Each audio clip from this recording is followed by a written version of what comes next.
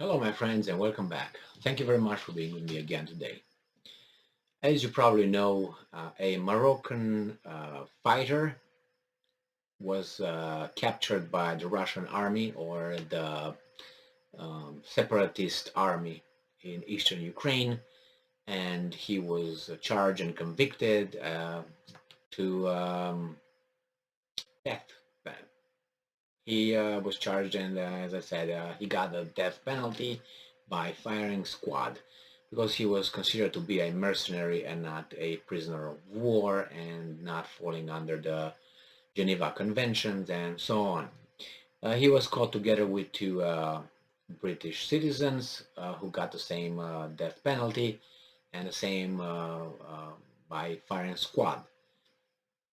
They had a month to appeal, and I think that's going to expire on the 9th of July, 8th or 9th of July, and a lot of pressures, a lot of pressure, uh, not necessarily pressure, but the Kingdom of Morocco contacted the Russians asking for this and that, and it was the Brits who contacted, I think, the Russian embassy in London, and according to the Russian ambassador there was some very arrogant way of taking on the issue, and the British now want to discuss anything with Moscow because they are superior, obviously, and they wanted to talk with Ukraine, and the Russians said, well, if you want to talk to us, don't talk to us, talk to the um, whatever People's Republic sentence your citizens. We have nothing to do with it. We didn't capture them. They did. They conducted the trials, so it's not us. So now we have an article here that I'm going to read it, and it's a different kind of article. It's, I would say, non-political, but nevertheless, it tries to shape an opinion by appealing to pathos, not to logos. So, and I understand that under the circumstances. This article comes from the Associated Press from today, June 27, 2022. And this is the title: I want my son back. Moroccan's father pleads with Putin. So obviously, if you read this, right, he's a prisoner, he's sentenced to death by firing squad, he's probably 20 some years old, some clemency here and there. Come on, Putin, do something about it. The father of a Moroccan man facing execution after being captured by Russian-backed separatists in Ukraine appealed Monday to Russian President Vladimir Putin to intervene as a father to spare his son from the firing squad. And I'm quoting, I want my son back just like any father would.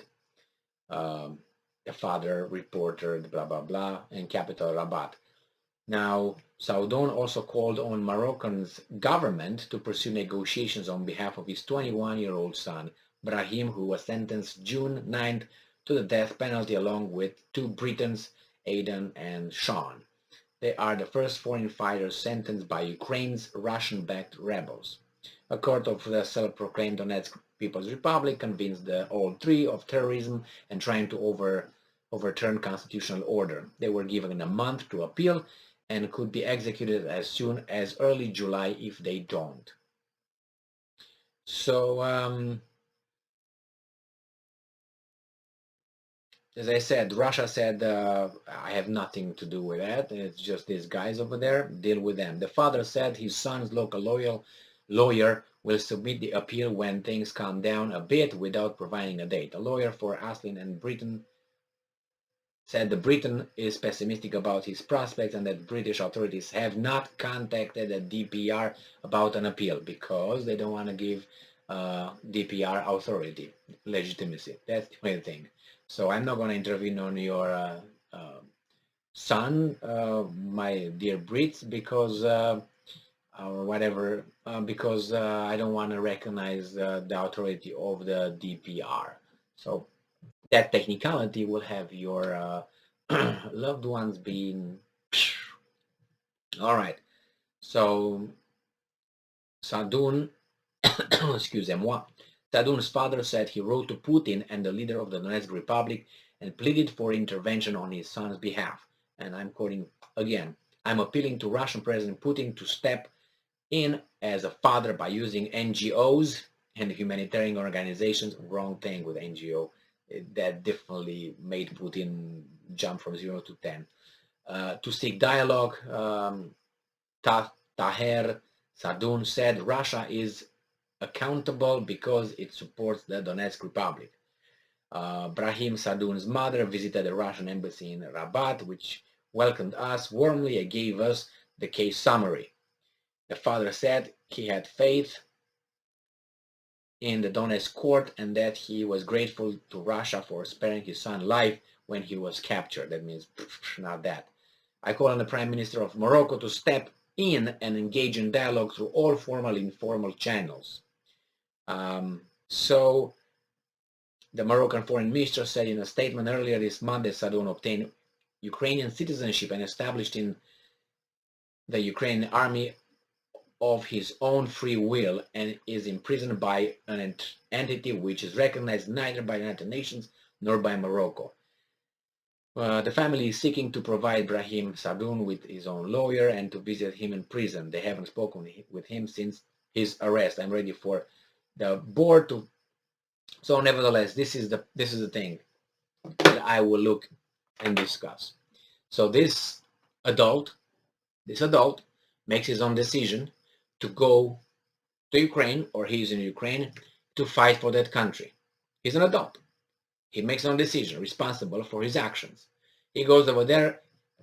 He's going over there to shoot, to kill other people, which are the Russians and the guys from the other people, regardless if you say the Russians, other people. He gets captured by some of those people, and he gets trialed, and then he gets sentenced. Okay, now his father appeals for his adult son to the wrong person. He asks Putin. Putin has nothing to do with that guy. Now, what I would ask, I would do this. I would ask Brahim's father, the father, you know who he should appeal? He should appeal the mothers of the soldiers that his son might have killed. That's what I would do. If those mothers, he probably killed some people over there. He was not playing cards and drinking vodka, did he? So if those mothers who lost their sons at the hand of the 21-year-old whose father right now is crying to be spared, if they think that he would be spared, then yeah, go ahead. I would say, yeah, I would have some clemency. So I would not ask Putin, who has nothing vested there, as a father. No. Why don't you ask the mothers of the ones that your son killed? How about that? I would do that. But it's hard to identify who exactly killed who. But be certain that that kid, the adult 21-year-old kid that now is shitting his pants in a prison somewhere, he went over there to shoot and kill other people. So he didn't go over there to plant flowers and build bridges. All right? So how about the mothers of those other soldiers who their sons died by this guy? How about those? Are they not human? Maybe the invaders, he was not asked to go over there. He volunteered. He volunteered to go in for whatever reason. He volunteered. He got caught, but in the meantime, probably he killed a few guys. What about the other mothers? What about the other sons? Or only this one matter? So you see, that's why when you use only pathos and you don't use a little bit, wait a second, what are you talking about? Your son went over there to kill other people. That, he was not, how should I put it, even if, let's say, he was coerced into doing it by the Ukrainian army, he was taken and say, you gotta fight. He accepted that. Remember, there are some articles that say that, well, you can, Zelensky told the Belarusian army to not fight, to use their conscience, not to follow orders. He could have done the same thing to Ukraine. He could have flown back to Morocco. He had dual citizenship. But he did that, and he knew that that could be a chance that he got caught, and he got caught. So yeah, ask the mothers of those guys that he might have killed and see how that plays. Thank you very much for being with me again today. Stay strong, stay smart, look for the truth, and be just.